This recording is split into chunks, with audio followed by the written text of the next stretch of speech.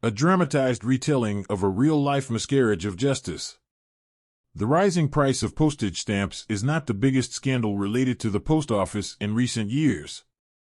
Sadly, this British institution has been involved in something much worse, and you can learn more about the organization's misdeeds in Mr. Bates vs. the Post Office.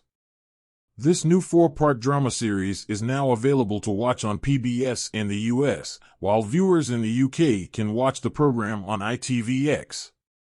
The post office scandal has been referred to as the widest miscarriage of justice in British legal history.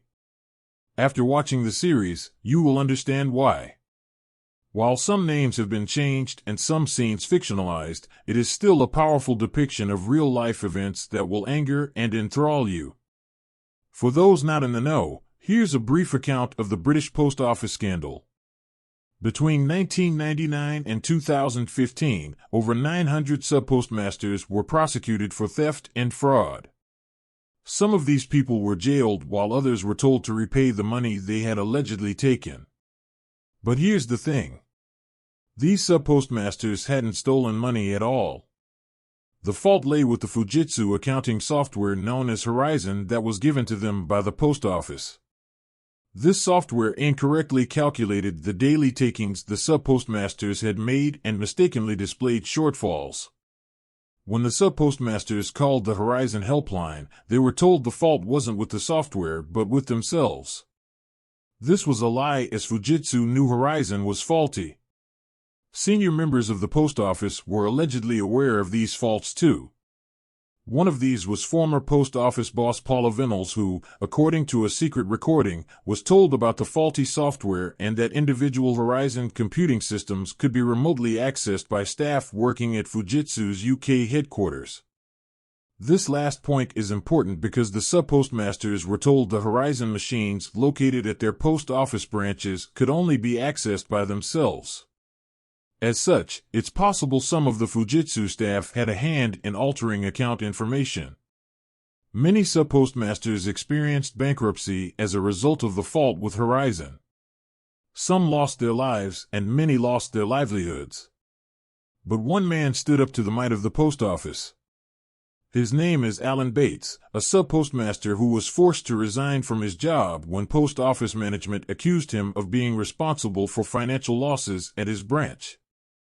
Instead of retreating quietly into the night, he rallied sub-postmasters together and campaigned for the truth.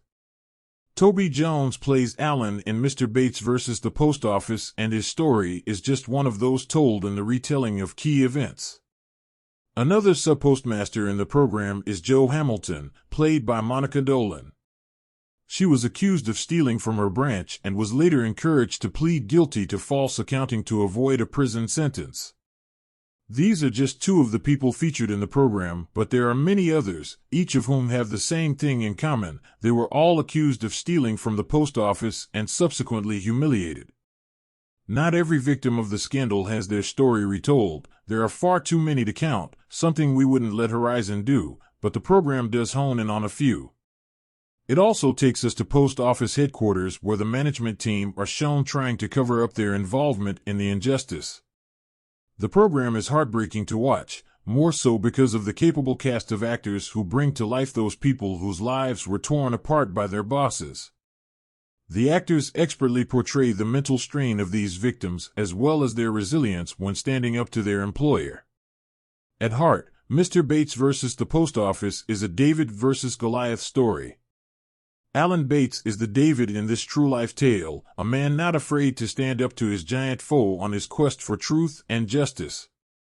We won't go into detail about every aspect of the story here. Viewers in the UK will already be familiar with the scandal, but those in the US and elsewhere, who likely know less about the events that have taken place, will learn much of what they need to know by watching the program. The story isn't over yet. A public inquiry is still ongoing, which you can learn about here. But while Mr. Bates vs. the Post Office doesn't conclude events, it does manage to encapsulate most of what has happened over the last few years within its runtime. Watch it, be enraged, and then stand up to the people who have unfairly treated you.